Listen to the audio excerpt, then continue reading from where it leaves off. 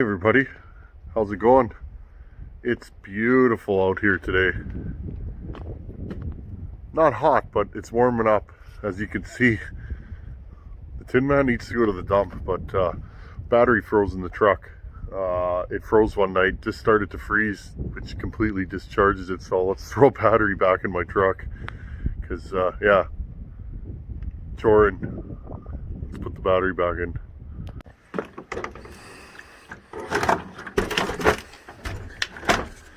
Installed. No, I'm just kidding. See if I can set you guys up somewhere here. I just got you guys clipped onto the hood here. Just letting you guys come along on another Tin Man adventure. Yeah, this thing was good. It started every day except for the one day it was... My wife called me. I was getting back from work and she called me and said the truck was dead. And here we are. Just gotta get this thing to hook in.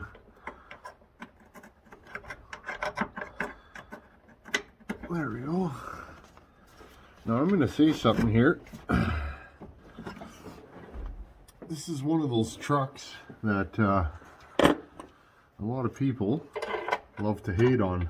Which I think is funny. I like anything, whatever brand. Husqvarna, Dolmar, Stihl, I don't care. I'm not a brand loyal kind of guy. If it's good, I'll use it. I drove Chevys for years and years and years, guys. I've had Chevys pretty much since I was in high school, and I've had K series. I've had the early 350 TBIs. I've had LS powered GMs. Had a Crown Vic cop car. There you guys are, Blues Brothers edition. It was a dark blue unmarked police car. That was a lot of fun.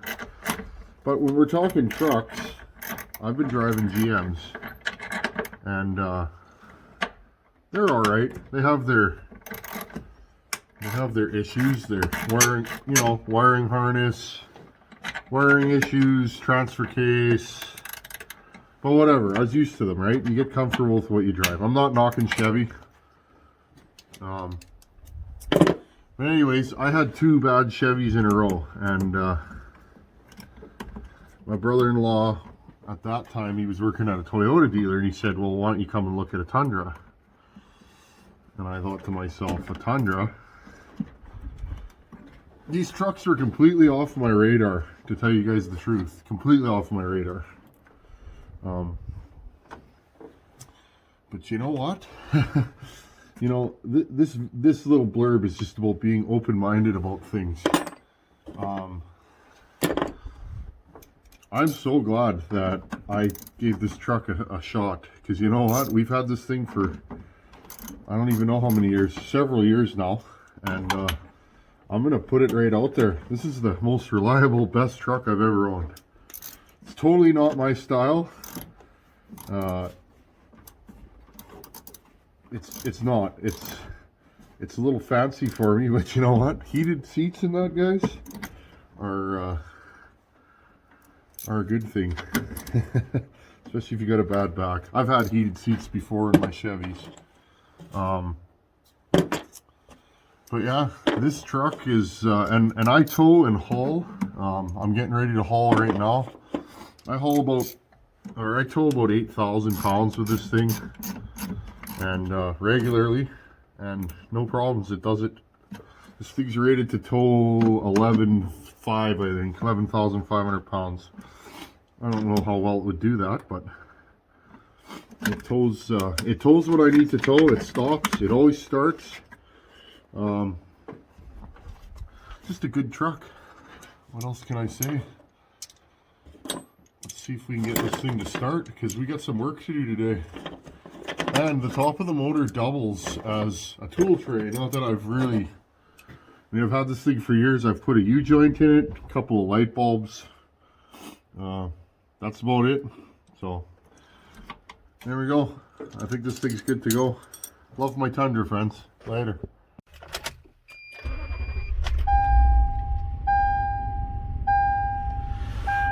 That'll do it.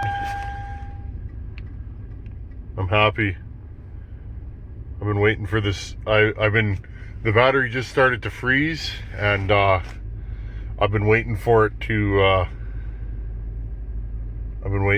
charge. There's my light. I have one wheel without that tire pressure sensor. Again, these new vehicles, they're a little bit too fancy, but hey, they run good. This thing's been absolutely bomb-proof since the day we've had it. And it's even got a transmission temperature gauge, which I like for when I'm towing. The good old Tundra. She's been a fine machine.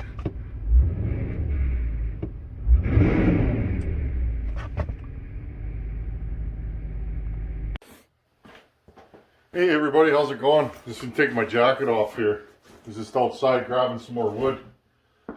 Move a couple of saws. How you guys doing today? Had a good productive day today. Got some loose ends finished. I won't spoil it in case I post this before or after.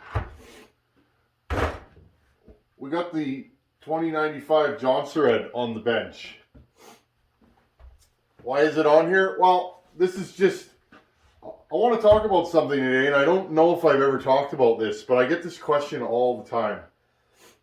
I get a lot of emails about milling with a chainsaw, you know, on your Granberg mill, your Alaskan style mill, you know, cutting slabs.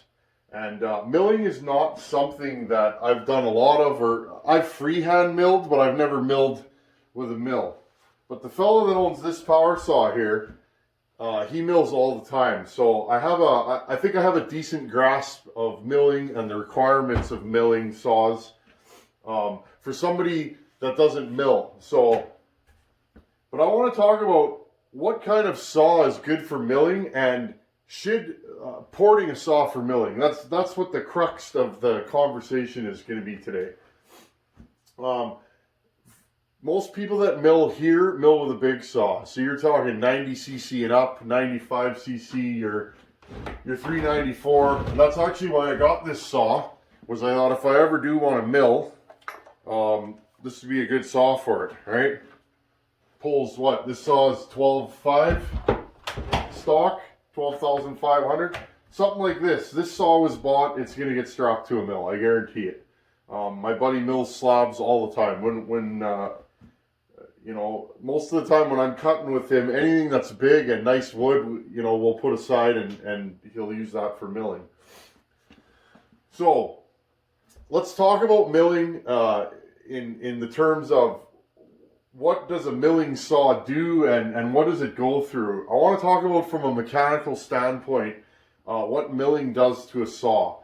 Well, any of you guys that mill know it's a game of, it's slow and steady. When you're milling with a saw, you're cutting on the end grain and you're making it cut, right? Well, the problem is with that is the saw's working hard and it's racing, right? And so what ends up happening to a lot of milling saws, and I've had a few on this bench that are blown up. That 999 Oleomac we did last year or the year before, early on in the channel, that saw was bought for milling. The guy blew it up. Well, the reason why a lot of milling saws get blown up is they get too hot. Remember guys, heat kills, okay? And so when you're milling with a saw, you want to get that thing rich, okay? In my opinion, put that Hi-Jet a squeak, you know, an eighth of a turn, quarter turn more than you normally would. Let that thing run rich because it'll stay cool that way. Now, the other problem is with milling is the chain's going to get hot, right? Because you're really working that chain to cut, you know, cut through the end grain. So, a lot of people have talked to me and said when they're milling, they run the saw at 3/4 throttle. And I guess that would work, but here's the problem with that in my thought. Unless you're really gingerly on the saw, if you're running it at 3/4 throttle, you know, so it's not racing, that flywheel is only going to move so much air at 3/4 throttle. So again, you could be inadvertently overheating your saw even though it's not racing.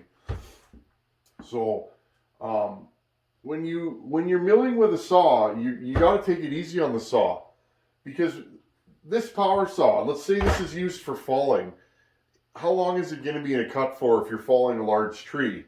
You know, a minute, 2 minutes, and then that's it. Well, if you're milling a 20-foot log and you're really giving her, this thing could run for 10 minutes straight. Well, power saws aren't really meant to do that. They're air cooled and they get hotter and hotter and hotter. So, and that's just my opinion and the way I think of it. So here's the thing. I get emails quite often. It's a regular email that occurs in my inbox. You guys want me to port you saws for milling. Well, here's the thing. I don't recommend porting a saw for milling of any kind, because ported saws, let's take a look at a ported saw. If I ported this, I would raise the peak RPM of the saw.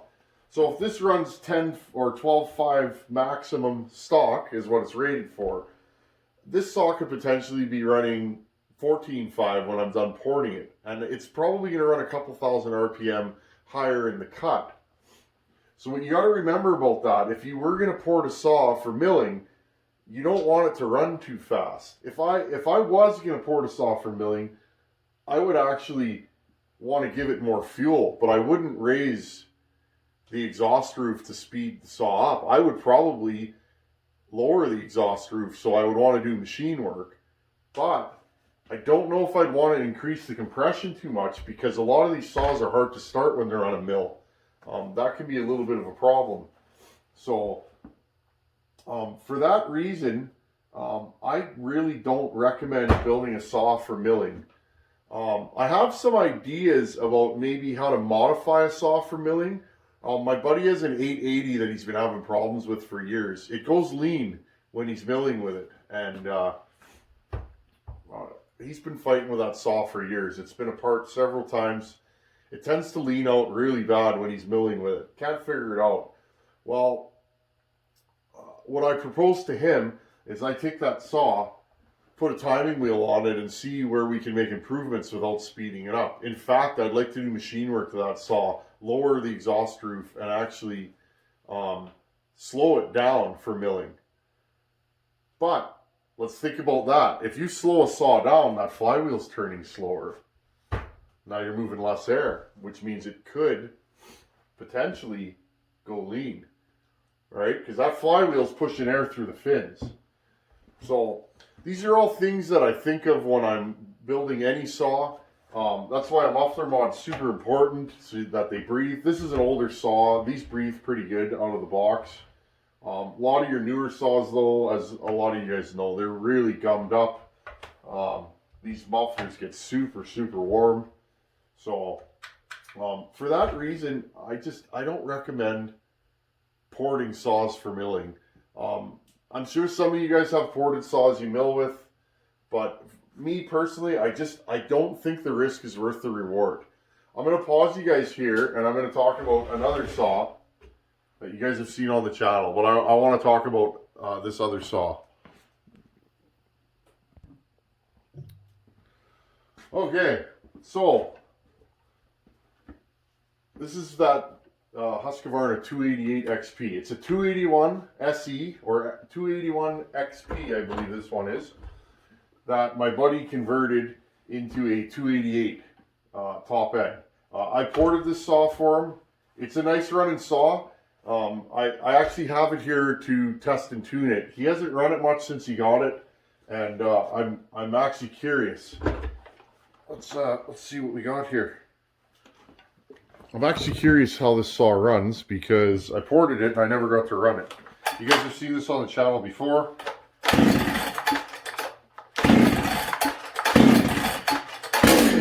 Yeah, she's a good one.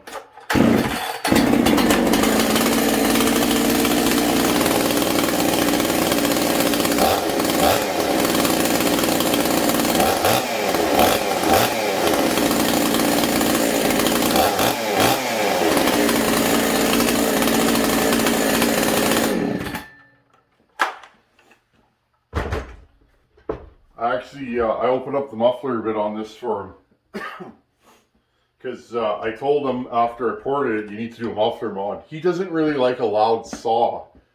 So I ported this saw so that I moved this saw up just enough. Sorry, I'm going to raise you guys up here. I ported this saw just warm enough to give it more performance. I didn't go silly on this thing. Now that I have it though, I'm thinking about taking it apart and making it silly. But anyways, I ported this saw and now he's thinking about he wants to use this for milling. Well, we've had some conversations and I might actually unport this saw. I don't think the way this thing's ported, it's not a lukewarm build. It's a strong work saw build. I have a feeling if he straps this to the mill, it's gonna blow up. I don't know. He's talking about trying it, but I would hate to see this classic Husky get blown up. But this saw, the way it's run, it's probably gonna get too hot. So again. If you want to port your saw for milling, I would not port it in a way that makes it run faster. You might want to add a little bit of fuel to it, a little more intake timing. Do the go fast transfer work that I showed in the how to port a power saw series. Do little things that'll make it run better, stronger, and cooler. But I wouldn't necessarily speed a saw up. So that's just kind of what I wanted to talk about today. I get that question a lot, and I figured let's touch on it. So I'm not against milling with a chainsaw. I think it's cool, but I'm not, at this point, I'm not so sure that porting a saw for milling is a good idea. I personally would not do it. I think there's too much risk versus the reward. I gotta build my 288. We gotta put that on the docket. I'd like to get my 288 running. I really like these. For the weight of them and the power they have, and they're just, cool old power saws. This one's kind of like a wet noodle. These are well known for that. Kind of squishy. Okay guys, that was just a little quick bench talk. So again, I don't port saws for milling of any kind. I'm just, I'm of the mindset that a ported saw does not belong on a mill.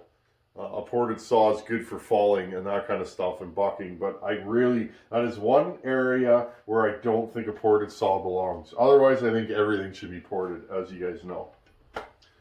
Okay, hope you guys enjoyed this. Just a little chat on the bench. Thanks for watching. Take it easy. Later.